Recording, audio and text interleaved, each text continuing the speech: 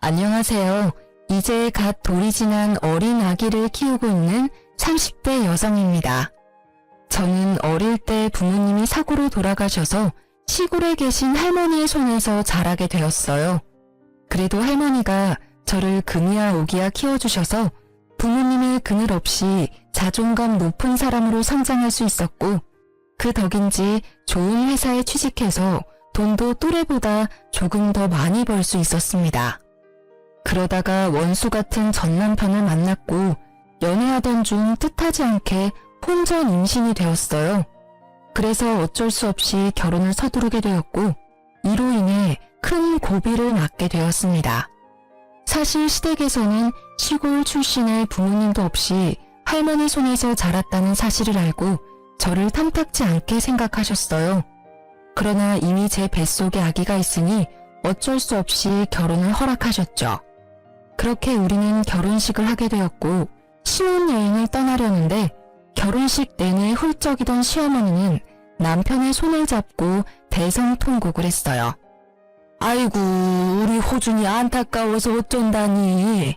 사위 사랑은 장모라던데 우리 아들은 고아랑 결혼해서 장모 사랑도 못 받겠구나. 게다가 너보다 나이가 3살이나 많기까지. 다른 집 아들들은 다들 어리고 예쁜 여자한테 장가가던데 너는 이게 뭐니? 내가 속상해서 원. 엄마, 너무 속상해하지 마. 누나 부모님이 안 계시긴 하지만 이미 누나 뱃속에 아기도 있고 결혼식까지 올린 마당에 어쩔 수 없잖아. 누나는 무슨 누나? 나는 너한테 저런 누나 낳아준 적 없다. 이제 다시는 내 앞에서 누나라고 부르지 마. 알겠어? 미나, 너도 네 남편 너보다 나이 어리다고 남편 이겨먹으려고 하지 마라. 알겠니? 어쩌다가 저런 고아랑 엮여서는. 에휴, 부모 없는 자식이 뭐 보고 배운 게 있기나 하겠어? 피로 현장에서 하객들이 주는 술을 과하게 마신 시어머니는 사람들이 많은 곳에서 나이도 많고 부모도 없다며 제게 무안을 주었습니다. 할머니는 시어머니의 말에 표정이 딱딱하게 굳으시더니 술 취해 정신없는 시어머니에게 한마디 했어요. 안싸돈, 아이들이 새 출발하는데 말이 조금 심하네요. 기분 좋은 날 서로에게 상처 주는 말은 하지 맙시다. 우리 미나 부모 없이는 자랐어도 제가 경우 없게 키우지는 않았습니다. 아직 우리 미나에 대해서 잘 모르는데 배경만 보고 일방적으로 오해하면 곤란해요. 그리고 이미 사람들 앞에서 결혼식도 올렸고 무엇보다 아이들 사이에서 아기가 생겼는데 어째요. 이제 마음에 안 들어도 받아들이셔야지 않겠습니까? 우리 미나 잘할 테니 오해하지 말고 잘 봐주세요. 솔직히 말해서 미나가 임신만 안 했어도 저희 결혼 안 시켰어요. 우리 귀한 아들 호준이가 나이도 많고 부모 없는 사람이랑 결혼한다는 게 말이 됩니까? 쟤는 왜 임신이 되어서 우리 아들 인생을 망치는지. 시어머니는 눈에 눈물이 그렁그렁해서는 계속 상처되는 말을 했습니다. 할머니 역시 시어머니의 말에 참지 못하고 화를 내려던 찰나 시아버지가 할머니께 허리를 숙이며 정중히 사과했어요. 사돈 어르신, 안사람이 오늘 과음해서 말 실수하네요. 죄송합니다. 사실 너무 갑작스러운 결혼이라 제대로 준비하지 못하기도 했고 유일한 아들 자식이라 많이 속상한가 봅니다. 저희도 미나가 딸이라고 생각하고 예쁘게 보도록 노력할게요. 호준이랑 미나는 비행기 시간 늦겠다. 여기 걱정은 말고 어서 출발하거라. 아버지, 그럼 엄마 좀 잘 부탁드려요. 엄마, 나 다녀올게. 울지 말고 속상해하지 마요. 아휴, 나도 같이 눈물이 나려고 하네. 큰 싸움은 벌어지지 않았지만 할머니의 표정은 여전히 좋지 않으셨습니다. 저 역시 기분이 너무 좋지 않고 화가 많이 났어요. 사실 더 화가 나는 건 남편의 반응이었습니다. 만약 할머니가 사람들 앞에서 남편에게 상처되는 말을 했다면 저는 그런 말 하지 말라고 강경하게 말씀드렸을 거예요. 그런데 남편은 그러기는커녕 시어머니와 같이 눈물을 글썽이더라고요. 그 모습을 보니 남편이 뭔가 앞으로 저와 시어머니 중간에서 제대로 된 남편 역할을 못할 것만 같은 불길한 예감이 들었어요. 그리고 그 불길한 예감은 현실이 되었습니다. 신혼집은 시댁 근처의 오피스텔이었어요.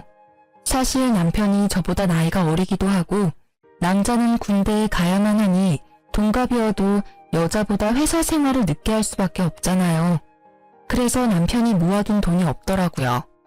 게다가 시댁이 넉넉한 형편도 아니어서 어쩔 수 없이 할머니가 오피스텔을 하나 얻어주셨습니다. 저는 할머니가 혼자 시골에서 사셔서 할머니 집과 가까운 외곽 쪽으로 집을 구하고 싶었지만 할머니는 생각이 다르셨어요.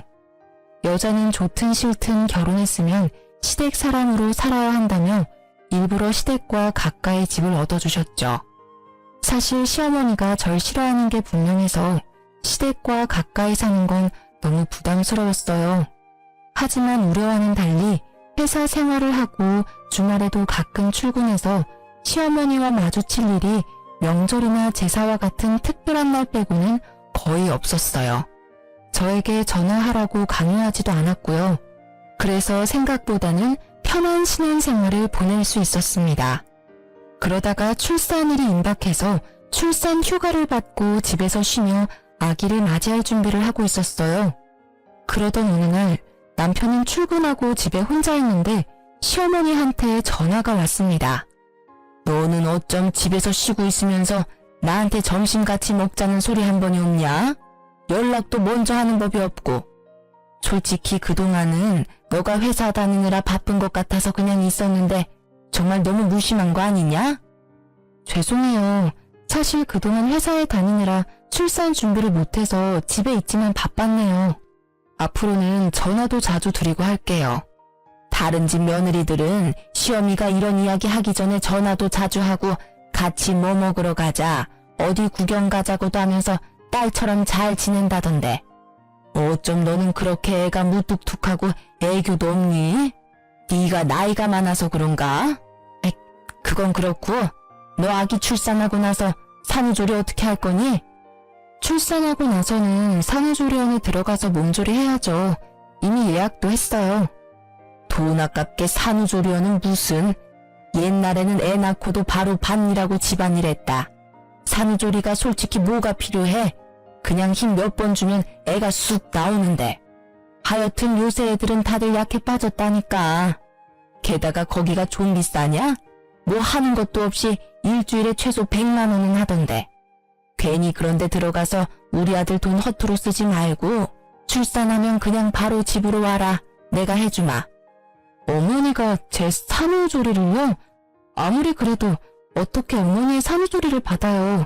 전 그렇게 못해요. 그리고 조리원 예약할 때 남편 돈이 아닌 제 돈으로 했어요. 그러니까 돈 걱정은 하지 마세요. 정말 너 돈으로만 계산했어? 우리 호준이 돈 한 푼도 안 들어간 거 맞지? 난 우리 아들이 힘들게 번 돈 쓸데없는 곳에 나가는 걸 원하지 않아. 이게 다 낭비야.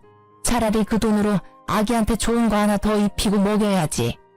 하지만 어머니, 아기 잘 돌보려면 산후조리도 필요해요. 엄마 몸이 빨리 회복되어야 아기도 잘 돌보죠. 아, 글쎄 옛날에는 그딴 거 없이도 다들 아기 셋넷 잘 낳고 했다니까. 요즘 젊은 것들은 아기 꼴랑 하나 낳았다고 아주 공주 대접받으려고 한다니까. 넌 그러면 내가 가만 안 둘 테니까 그런 줄 알아.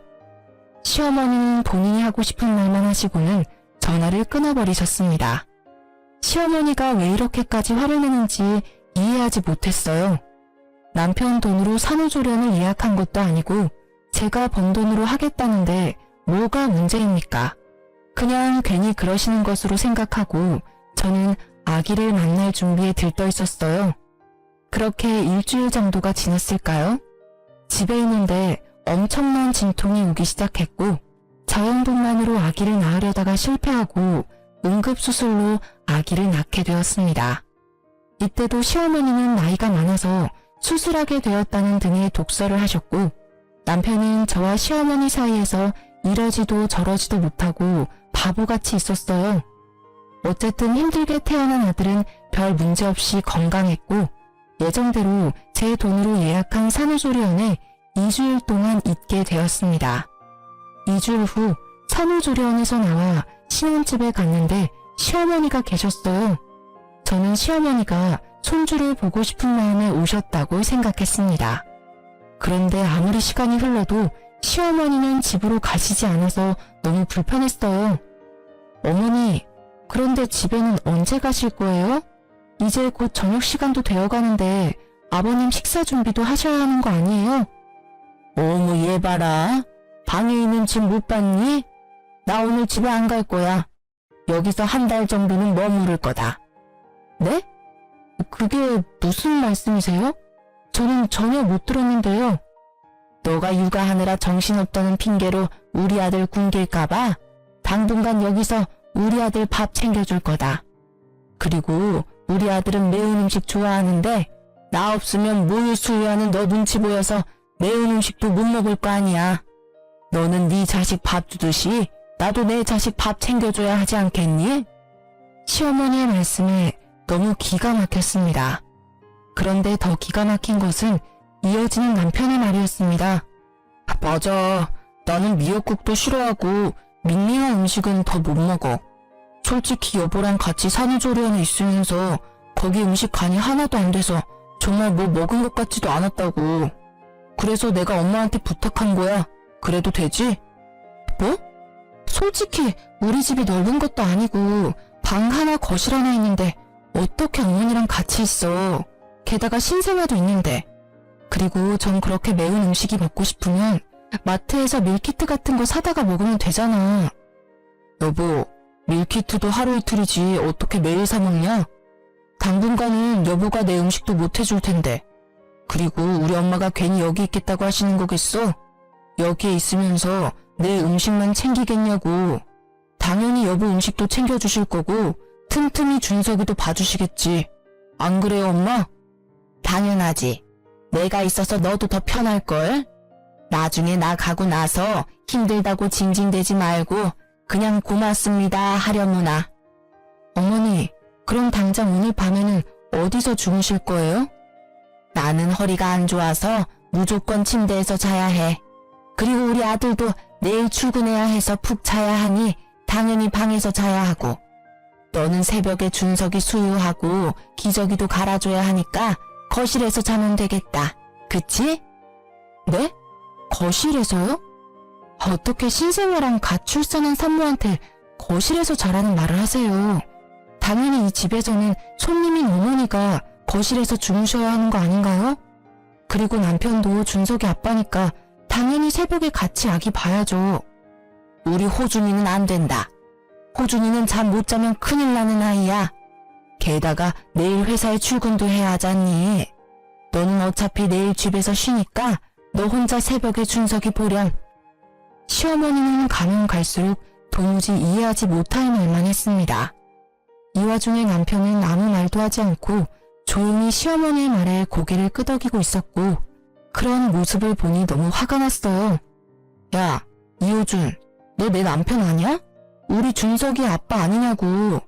넌 어머니의 말씀이 이해가 가? 이제 갓 태어난 신생아와 산모는 거실 바닥에서 자고 아빠인 너는 어머니랑 큰 방에서 자라는 이 말이 맞다고 생각해? 솔직히 우리 엄마 말이 틀린 건 또 뭐야. 너는 내일도 집에 있지만 나는 회사에 가서 일해야 해서 푹 잠을 자야 해. 난 솔직히 너가 이렇게까지 화를 내는 이유를 모르겠는데. 남편은 화를 내는 이유를 전혀 모르는 눈치였습니다. 정말 말을 하면 할수록 저만 나쁘고 이상하고 예민한 사람이 되는 것 같았죠. 됐다 됐어. 더럽고 치사해서 내가 나가고 말지. 난 솔직히 네가 우리 호준이보다 나이가 많으니까 생각도 깊을 줄 알았어. 그런데 이건 뭐 나이만 많지 생각도 없고 어른 공경하는 것도 없고. 너는 늙은 나랑 한 집에 같이 있기 싫다는 거지? 내가 나가마. 대신 박민아 너 나중에 힘들다고 육아 따위는 바라지도 말아라. 죽이 되든 밥이 되든 네가 알아서 네 힘으로 준석이 키워. 알겠어? 마음에 하나도 안 들어. 나 간다. 엄마, 이렇게 가시면 어떡해. 내가 마음이 불편하잖아. 아, 그러게 넌 왜 그딴 말을 해서 우리 엄마 속상하게 만들어? 우리 엄마가 너 도와준다잖아. 그런데 꼭 그딴 식으로 비꼬 와서 말을 들어야 해? 얼른 사과 안 해?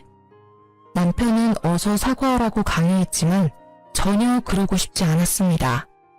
결국 아기가 처음 집에 온 날은 이렇게 싸움으로 끝나고 말았네요. 그 뒤로 전쟁 같은 육아가 시작되었습니다. 우리는 신생아가 혹시라도 다칠까봐 불안해서 홈 CCTV를 설치했어요. 물론 제가 항상 옆에 있기는 하지만 잠시 화장실 가거나 집안일을 할 때 무슨 일이 생길까봐 불안했거든요. 남편도 회사에서 아기를 보고 싶다고 해서 핸드폰 어플로 틈틈이 확인할 수 있도록 했습니다. 감시당하는 느낌이라 조금 불편하기는 했지만 그래도 남편이 회사에 있는 시간 동안 아기가 얼마나 보고 싶겠어요. 그 마음이 이해가 가서 그러라고 했네요. 그렇게 생활한 지 일주일이 지났습니다. 그날은 날씨가 갑자기 더워져서 아기 얼굴에 빨갛게 태열이 올라왔더라고요. 그래서 속사계를 풀고 부채질을 해주고 있었습니다. 조그마한 손과 발을 보며 귀여워서 어쩔 줄 몰라 하고 있는데 시어머니한테 전화가 왔어요. 얘, 잘 키우고 있어? 설마 팔다리 다 내놓고 키우고 있는 건 아니지? 아기들은 온도에 예민해서 추위 잘 타니까 팔다리 잘 감싸줘야 한다. 신생아가 감기 걸리면 난리나.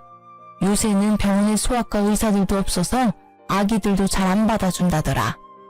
그러니까 어서 속사계로 꽁꽁 싸매줘라.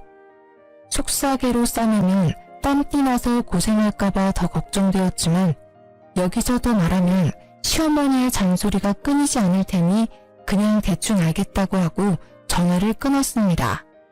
그리고 당연히 속삭이도 하지 않았죠.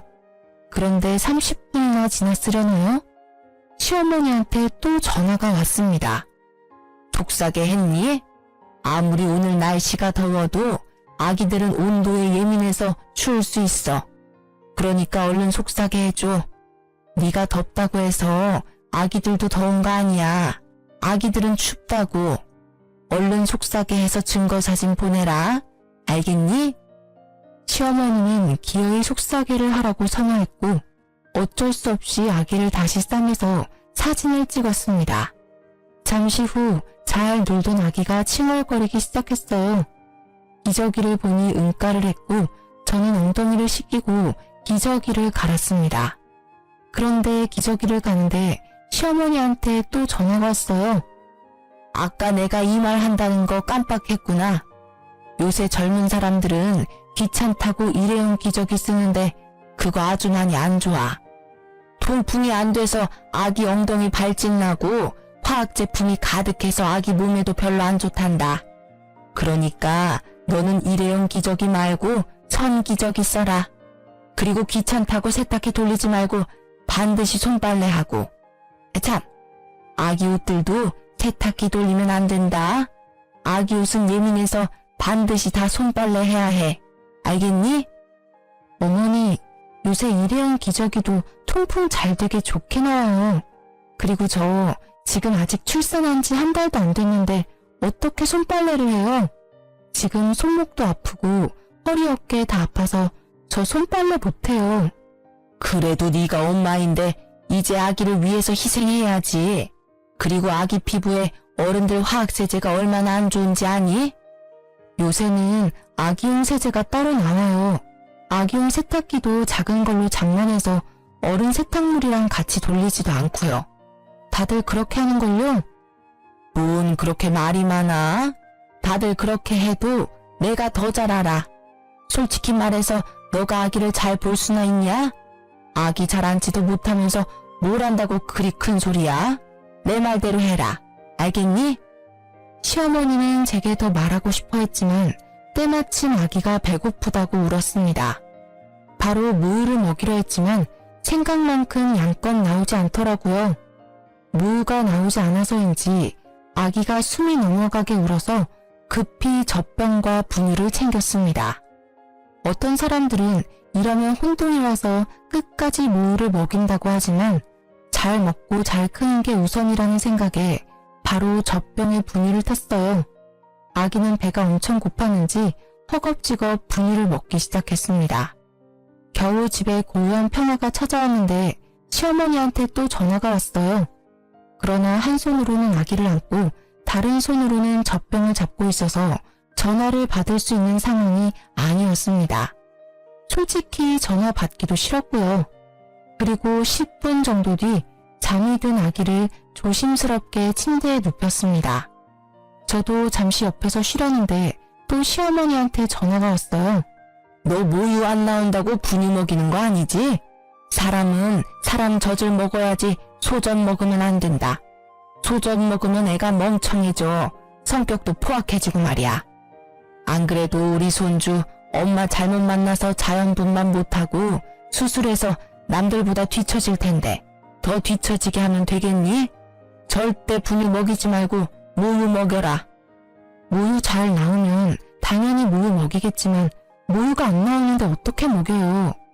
어른들처럼 밥을 못 먹으면 빵이나 다른 걸 먹을 수 있는 것도 아닌데 모유 안 나온다고 굶길 수는 없잖아요.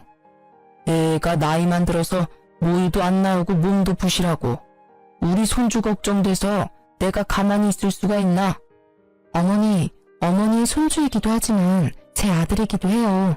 저도 잘 키우려고 노력하고 있으니까 너무 걱정하지 마세요. 네가 뭘 안다고 노력은 아기 잘 안지도 못하면서. 아무튼 이제 모유 먹이도록 해. 시어머니는 수시로 전화해서 사사건건 잔소리를 늘어놓았죠. 그런데 곰곰이 생각해보니 뭔가 이상했습니다. 속삭이를 푼 순간, 기저귀를 간 순간, 분유를 먹인 순간마다 기가 막힌 타이밍으로 전화가 왔잖아요. 마치 저를 지켜보고 있던 것처럼요. 이상하고 찜찜한 마음이 들기는 했으나 그냥 우연이겠지 생각하고 말았습니다. 아기가 낮잠 잘 동안 머리를 식히기 위해 TV를 켰어요. 그런데 TV를 켜자마자 시어머니한테 또 전화가 왔습니다. 예, 잔다고 TV 켜지 마라. TV에서 전자파 나와서 애 머리 나빠진다. 어머님, 어떻게 제가 TV를 켜는 순간 전화하셨어요? 혹시 저 감시하세요? 내가 뭘 너를 본다고 그러니? 아니야. 너가 뭐가 이쁘다고 내가 널 종일 보고 앉았니? 내가 그렇게 할 일 없는 사람인 줄 알아?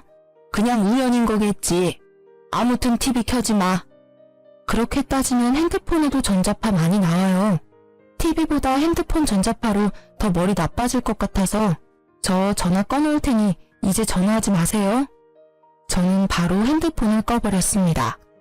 그런데 아무리 생각해도 시어머니가 전화하시는 타이밍이 이상했어요. 아무래도 시어머니가 보고 있는 것 같았고 그날 저녁 퇴근한 남편에게 혹시나 하는 마음에 물어봤습니다. 내가 진짜 혹시나 하는 마음으로 물어보는데 혹시 저 카메라 영상을 어머니도 보실 수 있어? 제 말에 남편은 깜짝 놀라는 표정을 지었습니다. 그걸 어떻게 알았어? 이 반응은 뭐야? 그럼 계속 어머니가 내가 이 집에서 뭐하고 있는지 다 보고 계셨던 거야? 아니, 그걸 어떻게 알았냐고. 아기 속삭에 푸는 순간, 기저귀 가는 순간, 분유 먹이는 순간 시어머니한테 전화 오더라. 이거 하지 말아라, 저거 하라 하면서 사사건건 전화로 잔소리 해대셨어. 와, 정말 소름 끼친다. 어쩜 그래? 엄마가 매일 보고 싶으시다잖아. 그런데 엄마가 집에 매일 온다 그러면 누나가 싫어할 거 아니야. 어차피 나도 보는 중인데 엄마도 같이 보게 해드렸지. 그럼 안 돼? 만약에 우리 할머니가 너 보고 싶다고 너네 회사랑 집에 CCTV 설치하고 계속 보고 있다면 너는 기분 좋겠냐? 어머니한테 당장 어플 지우라고 해야겠다. 나는 그런 감시당하면서는 못 살아. 저는 시어머니한테 전화를 걸었고 남편은 왜 굳이 그렇게까지 해야 하냐며 제 전화를 빼앗으려 했습니다. 그러나 마치 기다렸다는 듯이 바로 받더라고요. 어머니, 그동안 CCTV로 저랑 아기 다 지켜보고 계셨죠? 지금 저와 남편이 싸우는 모습도 다 보고 계셨겠네요. 전 그렇게 감시당하는 기분으로 못 삽니다. 당장 그 어플 삭제하세요. 네가 뭔데 내 핸드폰 어플을 지워라 말아야. 그래, 내가 그동안 너 집에 있는 동안 몰래 보긴 봤다. 그런데 내가 뭐 보고 싶어서 본 줄 알아? 너 신생아 처음 본다며? 아기를 제대로 안지도 못하는 네가 혹시 준석이 다치게 할까봐 걱정되고 불안해서 내가 봤다. 혹시라도 잘못되면 당장 달려가려고. 나는 앞으로도 이걸로 너 계속 볼 거다. 우리 손주 잘 키우는지 계속 감시할 거라고. 아무리 윗사람이어도 저를 그동안 그렇게 몰래 훔쳐봤으면 먼저 미안하다는 사과부터 해야 하는 거 아닌가요? 그러나 오히려 적반하장으로 저에게 화를 내셨습니다. 저 역시 가만히 있을 수 없었죠. 어머니, 이렇게 몰래 훔쳐보는 것도 불법이에요. 만약에 저희 할머니가 남편 보고 싶다고 이 집에 몰래 CCTV 설치해서 보면 어머니 기분 좋으시겠어요? 나이만 처먹었지 할머니 손에서 자란 네가 아기를 어떻게 키우니? 보나마나 그 깡촌에서 막 키웠을 텐데. 게다가 부모가 있던 것도 아니고. 이렇게 나이 많은 어른한테 말을 막 하는 거 보면 심성도 고약한데 네가 손주한테 무슨 해코지를 할지 어떻게 알아? 난 너 못 믿는다. 네가 부모 있는 집에서 바르게 잘 자랐으면 나도 이렇게 시간 낭비해가며 오지랖 안 부려. 아무리 그래도 전 매 순간을 감시당하며 살 수는 없겠네요. 어플 삭제 안 하시면 저 이 집에서 못 삽니다. 뭐 그럼 네가 이혼이라도 하겠다는 거냐? 그럼요. 못할 것도 없죠. 계속 이런 식으로 나오시면 저 이혼하겠습니다. 그래 아세요. 전화 끊습니다. 남편은 이 타이밍에도 제가 화난 이유를 전혀 알지 못했습니다. 우리 엄마가 혹시라도 준석이가 아프거나 하면 바로 달려와서 너 도와주려고 그러는 건데 너무하는 거 아니야? 어쩜 이렇게 우리 엄마의 마음을 몰라? 네 생각만 해. 너같이 시어머니를 우습게 하는 사람은 아마 세상 천지에 없을 거다. 참나. 그럼 나도 할머니한테 CCTV 보게 해도 되는 거지? 우리 할머니도 준석이 보고 싶으실 텐데 그렇게 하자. 아주 그냥 우리 이 집에서 밥 먹고 자고 쉬는 매 순간 다 할머니며 시댁에 다 공유하자. 그럼 됐냐? 어? 서로를 이해하지 못하며 계속 싸웠고 언성은 점점 높아져만 갔어요. 한창 싸우고 있는데 시어머니가 또 전화했습니다. 그만 싸워. 그래, 내가 네 뜻대로 어플 지웠다. 그러니까 우리 아들 그만 잡으라고. 제가 어떻게 믿어요? 솔직히 지웠다고 말하고 안 지우면 되는 것 아닌가요? 지금이라도 가서 내가 어플 삭제한 거 보여주랴? 지금 가? 아니요. 어머니께서 지우셨다니 뭐 믿어야죠. 만약이라도 저 몰래 계속 보고 계시면 저 준석이 데리고 바로 이혼하겠습니다. 일단 어플을 삭제시켰지만 그 뒤로도 시어머니와 남편에 대한 불신과 미움이 가득 남아있었습니다. 하지만 시아버지와는 사이가 좋았어요. 시아버지는 항상 제게 아들을 낳아줘서 고맙다고 표현해주시는 유일한 분이세요. 사실 시아버지는 상가에서 경비 일을 하고 계셨지만 벌이가 좋은 편은 아니었어요. 두 분이 사치스러운 생활을 하시지 않았지만 요새 같은 고물가 시대에 경비 일로는 먹고 살기가 쉽지 않더라고요. 그래서 결혼 후 시댁에 100만 원씩 용돈을 보내드리기로 했었습니다. 처음에는 크게 무리되지 않았으나 아기가 태어나니 의외로 돈 나갈 곳이 많았어요. 게다가 출산 휴가로 제 월급이 사라져서 남편 월급만으로 생활하기가 빠듯했습니다. 그래서 한 푼이라도 아끼고자 시댁에 용돈 주는 걸 줄이자고 말했어요. 여보, 우리 시댁에 용돈 줄여야 할 것 같아. 휴직 중이기는 하지만 지금 내 월급이 많이 줄어서 생활비가 반으로 줄었고 준석이 앞으로 나가는 돈도 많아서 매달 100만 원은 너무 무리야. 아, 뭐? 어떻게 그런 소리를 해? 야, 원래 자식은 결혼하면 부모님한테 효도해야 하는 거야. 너무한 거 아니야? 남편은 불같이 화를 내더군요. 용돈을 아예 없애겠다는 것도 아니고 형편에 맞게 줄이자는 게 이렇게까지 화를 낼 일인가 싶었습니다. 내가 언제 용돈 안 드리겠대? 그냥 줄이자고. 아니, 그러면 아예 우리 할머니한테도 똑같이 100만 원 보내. 솔직히 그동안 시댁은 형편 어려워서 매번 용돈 보냈는데 우리 할머니한테는 한 번도 용돈 보낸 적 없잖아. 뭐라는 거야? 할머니는 농사로 계속 돈을 버시고 계시잖아.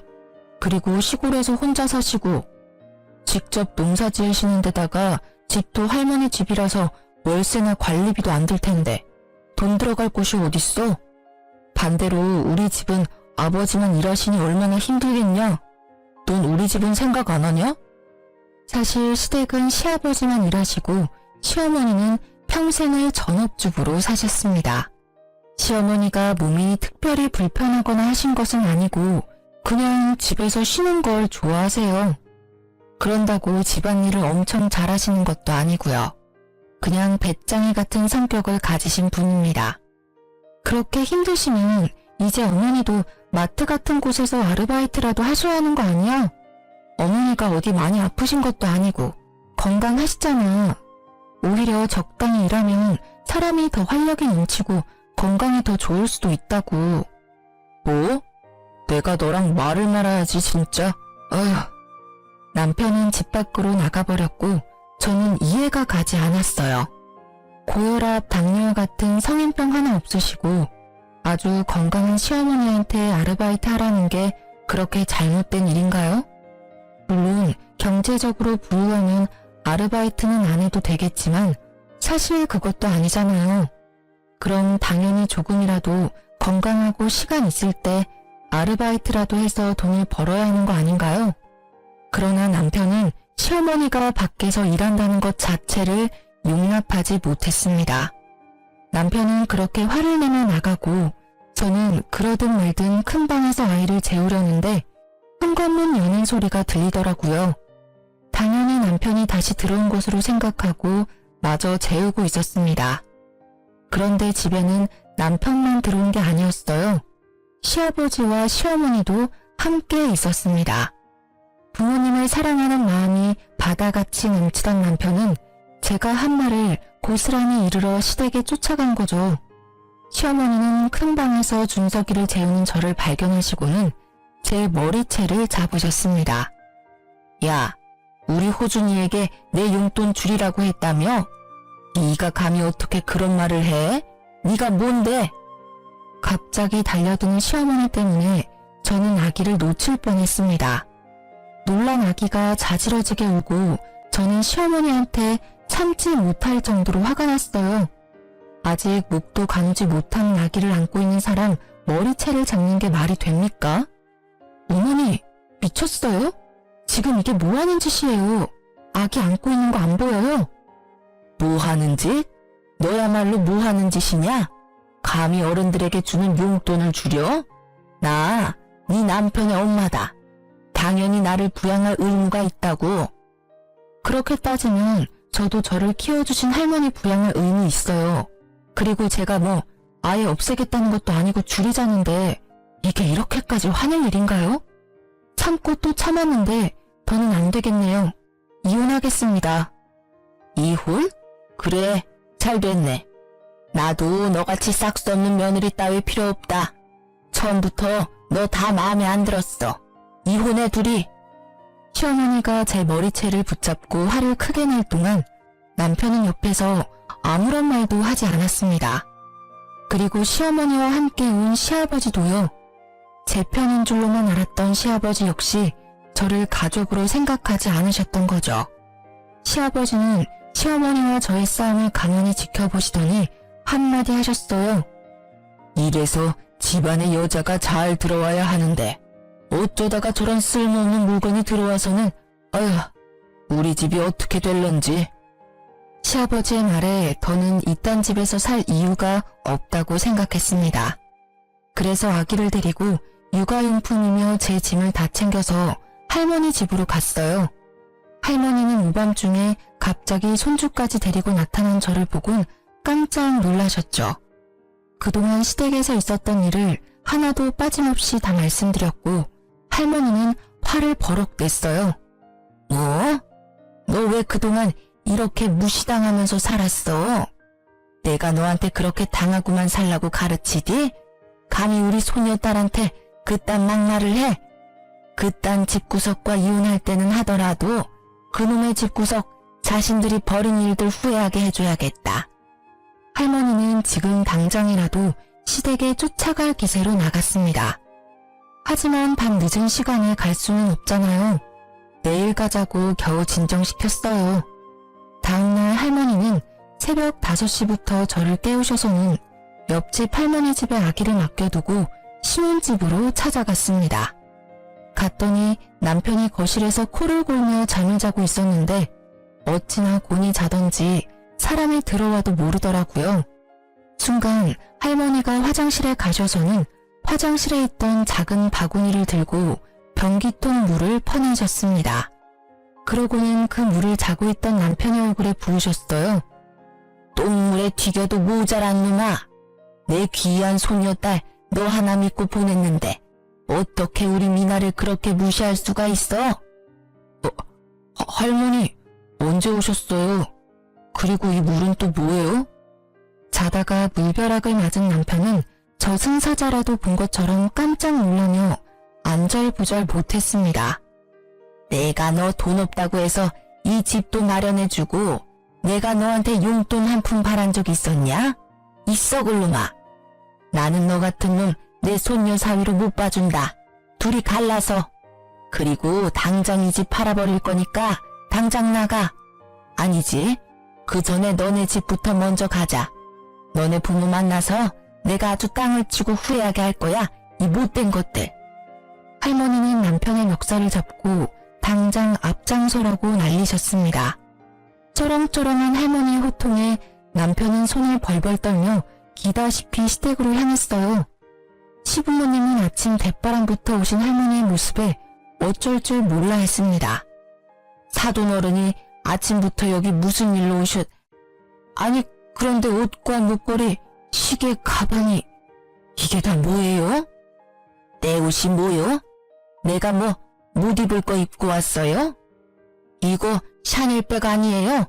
아니 이 시계는 시골에 계시던 사돈어른이 어떻게 이런 거를 다 하고 오셨어요? 새벽 대바람부터 오느라 제대로 못 봤는데 할머니가 1,000만 원이 넘는 명품 옷에 300만 원짜리 목걸이, 3,000만 원짜리 시계에 명품백까지 메고 오셨죠. 사실 우리 할머니가 대대로 내려오는 부자 집안의 외동딸입니다. 시골에서 살기는 했지만 덕분에 전 부유하게 자랐어요. 그러나 할머니는 돈 있다고 떠벌리고 다니면 골치 아플 일만 생긴다면서 보유재산을 주변 그 누구에게도 말하고 다니지 않으셨어요. 시골에서는 항상 몸빼바지만 입고 다니셨고 명품 옷은 몇 벌 있긴 하지만 거의 꺼내 입지 않으셨습니다. 그랬던 할머니가 갑자기 명품을 휘감고 오셨으니 시댁에서는 얼마나 놀랐겠어요. 할머니의 모습에 입도 못 다물고 있었고 할머니는 그런 시부모님께 한 소리 했습니다. 이봐요. 시골에 산다고 사람 우습게 보지 마요. 시골에 살아도 내가 당신들보다 훨씬 더 돈도 많고 능력이 있다고. 할머니가 시부모님께 더 뭐라고 말을 하려고 했는데 남편이 갑자기 할머니의 손을 잡았습니다. 그러더니 세상 착한 미소를 짓더라고요. 할머님, 화만 내지 마시고 손주사위 말 한번 들어주세요. 저와 누나 약간의 오해가 생겨서 이렇게 된 거예요. 오해? 개 풀 뜯어먹는 소리하고 앉았네. 야, 우리 미나가 안타까운 사정으로 부모는 빨리 잃었어도 너보다 더 잘 먹고 잘 살았어. 이 썩을 놈아.